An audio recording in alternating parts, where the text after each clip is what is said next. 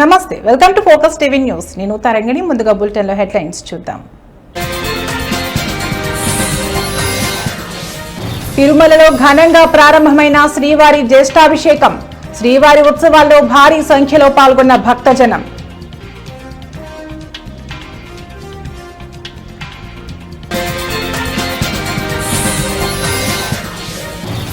రాష్ట్ర ప్రభుత్వంపై ఆగ్రహం వ్యక్తం చేసిన మాజీ మంత్రి ఆర్కే రోజా. సీఎం చంద్రబాబు హామీలను వదిలేసి డైవర్షన్ పాలిటిక్స్ చేస్తున్నారని ఆరోపణ.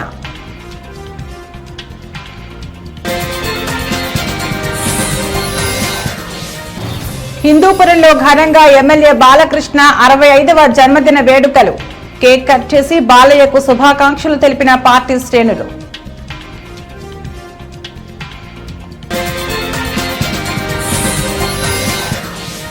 జనగాం జిల్లా టీపీసీసీ ఉపాధ్యక్షురాలిగా ఝాన్సీ రాజేందర్ రెడ్డి.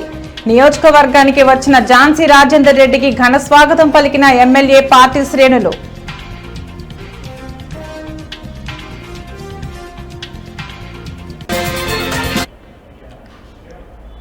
తిరుమలలో శ్రీవారి జ్యేష్ఠాభిషేకం ఘనంగా ప్రారంభమైంది. ఉత్సవాల్లో భాగంగా సంపంగి ప్రదక్షిణల్లో ఉన్న కళ్యాణ మండపంలో స్వామివారికి ఉదయం సాయంత్రం ప్రత్యేక కార్యక్రమాలు నిర్వహించారు. ఋత్వికులు శాంతి హోమం నిర్వహించారు. శతకలశ ప్రతిష్ఠ ఆవాహన, నవకలశ ప్రతిష్ఠ ఆవాహన, కంకణ ప్రతిష్ఠ నిర్వహించారు. ఈ కార్యక్రమంలో భారీగా పాల్గొన్న భక్తులు స్వామి అమ్మవార్లకు మొక్కులు చెల్లించుకున్నారు. గోవిందా ఏడుకొండలవాడ వెంకటరమణ గోవింద గోవింద. ద్వాపరే వాసుదేవశ్చ సమో దేవో న భూతో న భవిష్యతి లో చేస్తారు. స్వర్ణ కవచ ప్రతిష్టను చేస్తారు స్వామికి. ఇప్పుడు మనందరి యొక్క పూర్వజమే పోస్తారు. చక్కగా సంకల్పాన్ని చెబుతూ ఉన్నారు భక్తులారా, మీరందరూ కూడా పలకవలసింది. ఓం నమో వెంకటేశాయ. చక్కగా జ్యేష్ఠాభిషేక సదవకాశం, ఒక మహత్ భాగ్యం. జ్యేష్ఠాభిషేకమన నీరాజనాన్ని దర్శించి గోవింద నామాన్ని మనస్సులో స్మరించి తరించవలసిందిగా మరీ మరీ కోరుకుంటూ ఉన్నాం. ప్రత్యక్షంగా కావచ్చు, పరోక్షంగా కావచ్చు, స్వామి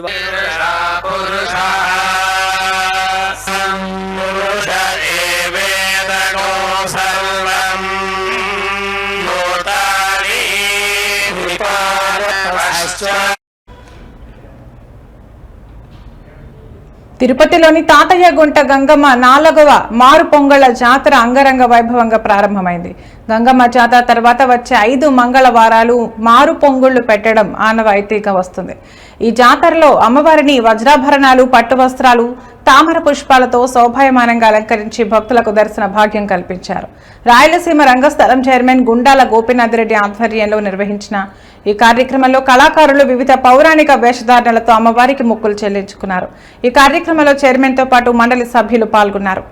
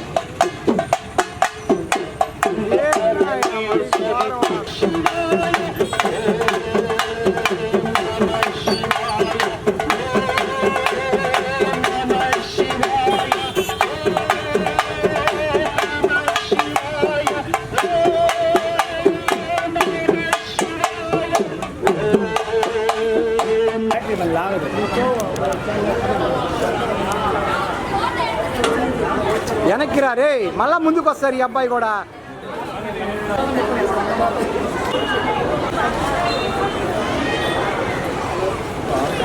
ఈరోజు 4వ మంగళవారం అత్యంత వైభవంగా గంగ జాతర లాగానే ఈరోజు 4వ మంగళవారం. ఈరోజు ఉదయమే గంగమ్మ తల్లికి ప్రత్యేక అభిషేక పూజలు దేవస్థానం వారు చేపించి అటు తర్వాత తామర పుష్పాలతో గంగమ్మని అలంకరించి మాకంతా దర్శన భాగ్యం కల్పించారు. దేవస్థానం ఈవో జయకుమార్ గారికి ప్రత్యేక ధన్యవాదాలు తెలుపుతున్నాము. ప్రతి వారము జాతర తర్వాత 5 మంగళవారాలు కళాకారులు ప్రతి ఒక్కరూ స్థానికులు వచ్చి వివిధ వేషధారణలతో అమ్మవారిని దర్శించుకుంటున్నాము. రేపు 5వ మంగళవారం కూడా ఇదే విధంగా అమ్మవారిని దర్శించుకున్నాము. ప్రతి ఒక్కరూ వచ్చి రేపు 5వ మంగళవారం ప్రతి మంగళవారం జాతరగానే జరుగుతుంది. ఇది 4వ వారం కావున ఎంతో గొప్పగా దేవతామూర్తుల వేషంలో భక్తులెల్లరూ మన తిరుపతి రాయలసీమ రంగస్థల చైర్మన్ గుండాల గోపీనాథ్ రెడ్డి ఆధ్వర్యంలో మా కళాకారులందరూ భజన భక్త బృందం అందరూ ఈ కార్యక్రమంలో పాల్గొని ఎన్నో దేవతామూర్తుల వేషాలు ధరించి గంగమ్మకు మొక్కులు చెల్లించుకొని గంగమ్మ తల్లి భక్తులందరికీ కోరిన కోరికలన్నీ తీర్చి ఇలవేలుపుగా వర్ధిల్లే తల్లి. ఆమెకు మేమంతా మొక్కులు తీర్చుకున్నందుకు మాకెంతో ఆనందంగా ఉంది. రాష్ట్ర ప్రభుత్వంపై మాజీ మంత్రి ఆర్కే రోజా ఆగ్రహం వ్యక్తం చేశారు. కూటమి ప్రభుత్వం అధికారంలోకి వచ్చాక ఏపీలో ఆడబిడ్డలకు రక్షణ లేకుండా పోయిందన్నారు. అధికారంలో ఉన్న వాళ్లే అరాచకాలు చేస్తున్నారని ఆమె, హోంమంత్రి పట్టించుకోవడం లేదని మండిపడ్డారు. సీఎం చంద్రబాబు హామీలను వదిలేసి డైవర్షన్ పాలిటిక్స్ చేస్తున్నారని ఆరోపించారు. రాష్ట్రంలో రెడ్ బుక్ పేరుతో అల్లకల్లోలం సృష్టిస్తున్నారని ఆవేదన వ్యక్తం చేశారు. ఈరోజు ఆ కుటుంబం మొత్తం ఆ ఊరు వదిలేసి వెళ్ళే పరిస్థితి ఏర్పడింది. ఆడపిల్ల ప్రాణాలు తీయటం, మానాలు తీయటం వీళ్ళకి సహజమైపోయింది. దానికి హోంమంత్రి గారు అండగా నిలబడటం అనేది సిగ్గుచేటు. ఇవన్నీ జరుగుతుంటే ఎక్కడ తమ తప్పులు బయటపడతాయో అని ఈరోజు వాళ్ళు చేస్తున్న డైవర్షన్ పాలిటిక్స్ మనం ఒకసారి గమనించాలి. ఎందుకంటే ఇదే పవన్ కళ్యాణ్ గారు అధికారంలో రావటానికి ముందు మహిళలకి నేను అండగా ఉంటాను, మహిళలకి ఇబ్బందికరమైన ఏవి చేసినా ప్రభుత్వాన్ని నిలదీస్తాను, తప్పు చేసిన వారిని శిక్షిస్తానని మాట్లాడిన పవన్ కళ్యాణ్ గారు ఈ రాష్ట్రంలో ఎక్కడ మహిళలకు అన్యాయం జరిగినా ఈ రోజుటి వరకు నోరు తెరవలేదు.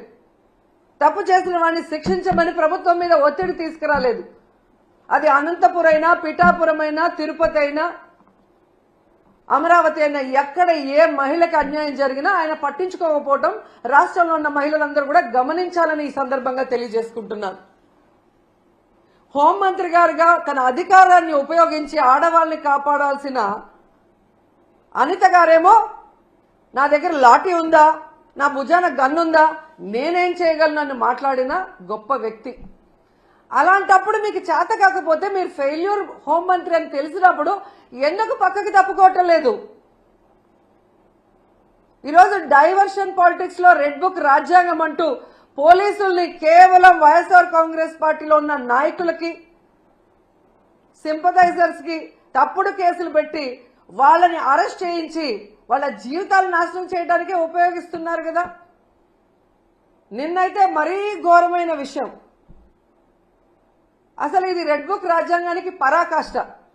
కొమ్మినేని శ్రీనివాసరావు గారు అంటే చేతులెత్తి నమస్కరిస్తారు. అంత గొప్ప జర్నలిస్ట్. 70 ఏళ్ల వయసులో ఆయన మీద ఎస్సీ ఎస్టీ తప్పుడు కేసు పెట్టి ఈరోజు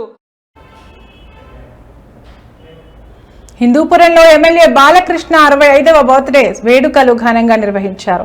గ్రంథాలయ పరిషత్ చైర్మన్ గోనుగుంట్ల కోటేశ్వరరావు ఆధ్వర్యంలో నిర్వహించిన ఈ కార్యక్రమంలో పెద్ద సంఖ్యలో పాల్గొన్న టీడీపీ శ్రేణులు కేక్ కట్ చేసి బాలకృష్ణకు జన్మదిన శుభాకాంక్షలు తెలిపారు. మానవత్వం యొక్క నిలువెత్తు నిదర్శనం నందమూరి బాలకృష్ణ అని కోటేశ్వరరావు అన్నారు. బాలయ్య బాబు ఆయురారోగ్యాలతో నిండు నూరేళ్లు జీవించాలని ఆకాంక్షించారు.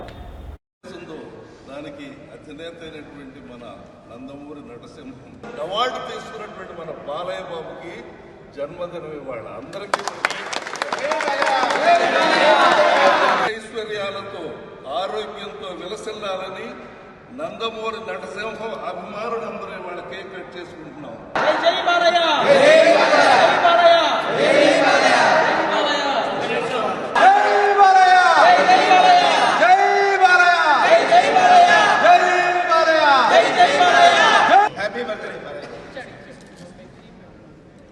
నీకే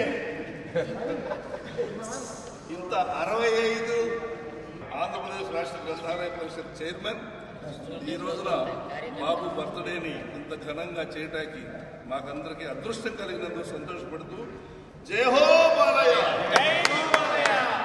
జై బాలయ్య, అందరూ చరిత్ర సృష్టి సందర్భంగా యావత్ తెలంగాణ, ఆంధ్రప్రదేశ్, భారతదేశంలో ఉన్నటువంటి తెలుగు ప్రజలందరూ కూడా ఘనంగా ఈరోజు జరుపుకుంటున్నాం.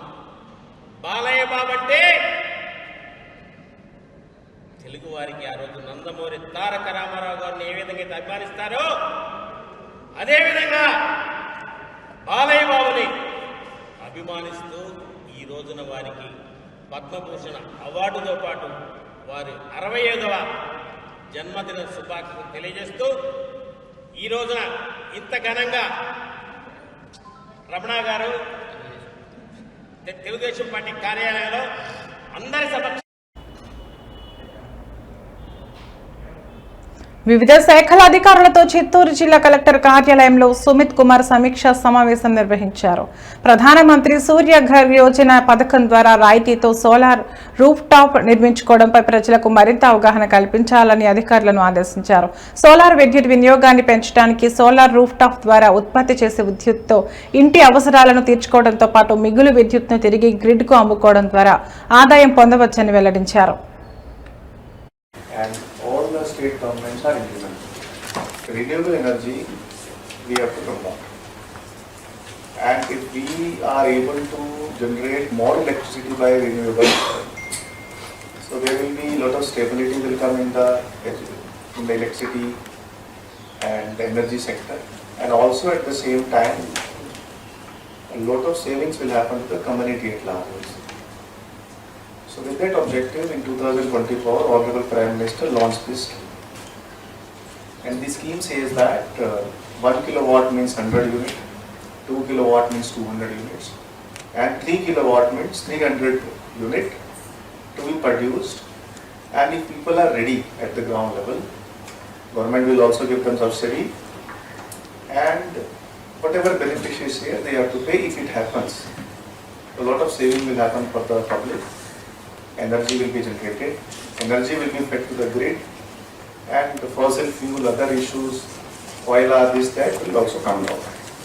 So with this objective, the scheme was launched, and if you ask me in a nutshell, SC/ST farmers, it is free of cost. Government will basically pay the entire cost, whatever it is, for the installation of rooftop. They don't have any money. If you are installing 1 kilowatt, then subsidy support for general like Aussie family are 30,000. Subsidy means 30,000 rupees or 30,000 rupees whatever remaining they have to pay from their own pocket. And 3 kilowatt subsidy support is limited to 78,000. Okay. So the government says that 1 kilowatt, 2 kilowatt, 3 kilowatt, you go to the field, register people. వాళ్ళ requirements ఏమేమి ఉన్నాయి requirement తీసుకుని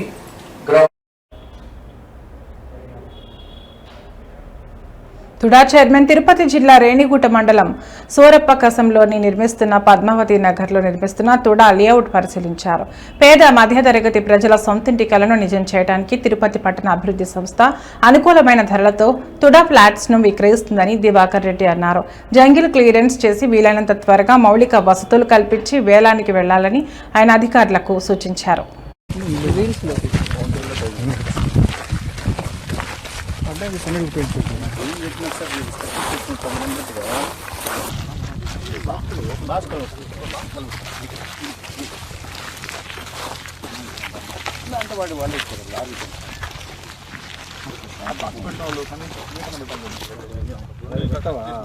ఉన్నాయి 1 metre 1 point కూడా ఉన్నాయి. వాటి discharge బట్టి ఇచ్చుకుంటా పోయి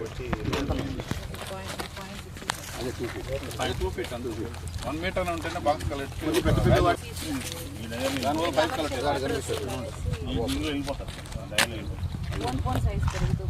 అదే డిశ్చార్జ్ దీనికి ఏమి ఇచ్చినారు అంతా తక్కువే ఫిషర్ అండ్ బోత్ పైపులు అండి మన ఆప్షన్లో పెడితే ఓన్లీ 2 వెళ్ళాయి. ఎందుకు వెంటనే వీటిని పెట్టారు. ఇవన్నీ రిలీజ్ అయిపోయినాయి కదా ఇవి మళ్ళీ పెట్టారు సార్. మార్టిగేజ్లో మళ్ళీ ఉన్నాయి సార్. ఇంకేం ప్రాబ్లం ఇవి మనకు ముందు మార్టిగేజ్ ఉన్నాయి సార్. బ్యాంక్ మార్టిగేజ్ ఇవి రిలీజ్ చేసి ఇవి మాత్రం ఆప్షన్ లో పెట్టాం సార్. ఆ ఆప్షన్ లో పెట్టకంటే ముందే ఇవి టవర్స్ కోసం ఇవి పెట్టారు సార్. కూటమి ప్రభుత్వంపై వైసీపీ నేత చెవిరెడ్డి భాస్కర్ రెడ్డి ఆగ్రహం వ్యక్తం చేశారు. కూటమి నేతలు గత కొన్ని రోజులుగా తనను అక్రమ కేసుల్లో ఇరికించి జైలుకు పంపించాలని చూస్తున్నారని మండిపడ్డారు. తాను కేసులకు తాను భయపడనని, పైన దేవుడున్నాడని వెల్లడించారు. సిట్ అధికారులు, కొందరు పోలీసు అధికారులు పడుతున్న తపన తాపత్రయం నిజంగా కూడా బాధాకరం. గత 12 నెలలుగా ఎప్పుడు కూడా ఎక్కడ కూడా కొన్ని వందల మందిని మీరు విచారించినప్పటికీ ఎక్కడా లేనటువంటి చెవిరెడ్డి భాస్కర్ రెడ్డి అనే పేరు, ఎప్పుడు ప్రస్తావనకి రానటువంటి చెవిరెడ్డి భాస్కర్ రెడ్డి అనే పేరును ఇప్పుడు ఏదో ఒక రకంగా లిక్కర్ కేసులో ఇరికించాలి, జైలుకు పంపాలి, అరెస్ట్ చేయాలి, ఇబ్బందులు పెట్టాలి, అన్ని రకాలుగా అతన్ని ఇబ్బంది పెట్టి వేడుక చూడాలనుకుంటున్నారు. అందుకోసం అనేక మంది అమాయకులను అనేక రోజులుగా తీసుకెళ్లి ఇబ్బంది పెడుతున్నారు. అందులో భాగంగా మొన్న గిరి అనే కానిస్టేబుల్ని తీసుకెళ్లి 5 రోజులు ఇబ్బంది పెట్టారు. ఆ తర్వాత వెంకటేశ్వర అనే అతన్ని వైపుని చిన్న బెడ్తో పాటు తీసుకెళ్లి 3 రోజులు ఇబ్బంది పెట్టారు. ఇప్పుడు బాలాజీ అని, బాలాజీతో పాటు మరికొంతమందిని తీసుకెళ్లి గత ఆదివారం నుంచి నానా ఇబ్బందులు పెడుతున్నారంట, నరకం చూపిస్తున్నారంట. కాళ్ళు చేతులు కట్టేసి వాళ్ళకి నరకబెట్టుందో చూపిస్తున్నారు. కారణం ఒకటే, వాళ్ళు అడిగేది ఒకటే, మీరు సంతకాలు పెట్టాలి, భాస్కర్ రెడ్డికి సంబంధం ఉంది, మీరు మేము చెప్పినటువంటి స్క్రిప్ట్ని వీడియో చేయాలి అని ఒక రహస్య ప్రదేశంలో పెట్టి, సిట్లో కూడా కాదు, గత 3 రోజులుగా ఆదివారం నుంచి ఈరోజు మంగళవారం ఒక రహస్య ప్రదేశంలో పెట్టి వాళ్ళకి నరకం చూపిస్తున్నారు. మీరు ఏం సాధించబోతారో అర్థం కావడం లేదు, మీరు ఏం సాధించాలనుకుంటున్నారో అర్థం కావడం లేదు. అరెస్టు చేయాలనుకుంటే అరెస్టు కావడానికి సిద్ధంగా ఉన్నామని చెప్పాం. మీరు శిక్షించాలనుకుంటే శిక్షలు ఎదుర్కోవడానికి అన్యాయంగా మీరు ఏ శిక్ష. తిరుపతిలో శ్రీ గోవిందరాజస్వామి వార్షిక బ్రహ్మోత్సవాలు ముగిశాయి. ఉత్సవాల చివరి రోజు స్వామివారికి అర్చకులు చక్రస్నానం వైభవంగా నిర్వహించారు. ముందుగా ఉదయం పల్లకీపై స్వామివారు ఆలయ 4 మాడవీధుల్లో ఊరేగించారు. భక్తులు అడుగడుగున కర్పూర హారతులు వెలిగించి స్వామివారికి మొక్కులు తీర్చుకున్నారు. ఇక సాయంత్రం అర్చకులు స్వామివారిని మాడవీధులలో ఊరేగించారు.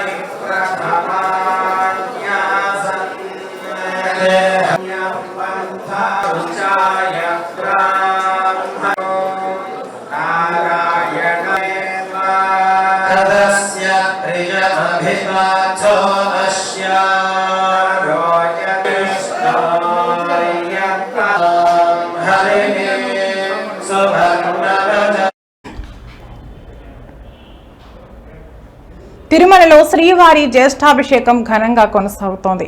ఉత్సవాల్లో భాగంగా 2వ రోజు శ్రీదేవి భూదేవి సమేత శ్రీ మలయప్ప స్వామి వారు ముత్యపు కవచం ధరించి మాడ వీధులలో విహరించారు. అంతకుముందు ఉదయం 8 గంటలకు ఆలయ అర్చకులు, వేద పారాయణదారులు శాస్త్రోక్తంగా మహాశాంతి హోమం నిర్వహించారు. అనంతరం ఉదయం 9 గంటల నుండి 11 గంటల వరకు శ్రీ మలయప్ప స్వామి వారికి దేవేరులకు అభిధేయక అభిషేకాన్ని కన్నుల పండుగగా నిర్వహించారు. ఈ కార్యక్రమంలో భక్తులు పెద్ద సంఖ్యలో పాల్గొని స్వామి వారికి ప్రత్యేక పూజలు చేశారు.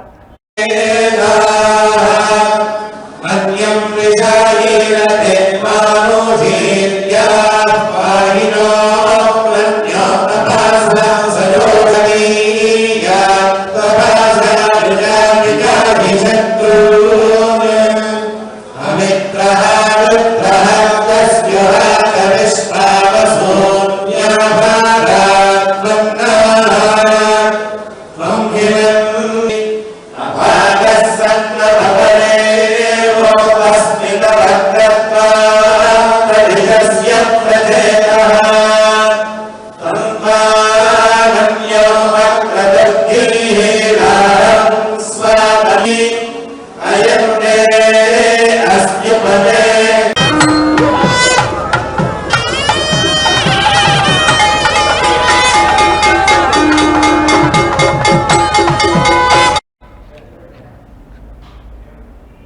జనగాం జిల్లా పాలకుర్తికి చెందిన ఝాన్సీ రాజేందర్ రెడ్డిని టీపీసీసీ ఉపాధ్యక్షురాలిగా నియమించడంతో నియోజకవర్గ వ్యాప్తంగా కార్యకర్తలు విజయోత్సవాలు చోటు చేసుకున్నారు.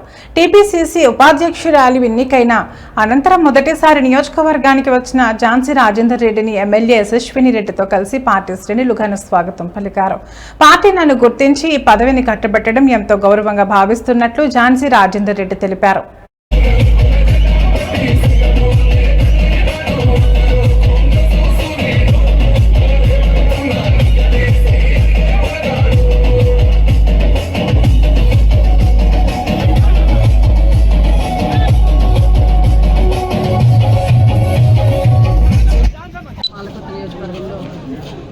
పీసీసీ వైస్ ప్రెసిడెంట్గా వచ్చినందుకు మా కార్యకర్తలందరూ, మా లీడర్స్ అందరూ, మా పాలకుర్తి ప్రజలందరూ కూడా ఈరోజు పెద్ద ఎత్తున సెలబ్రేట్ చేసుకోవడం జరిగింది.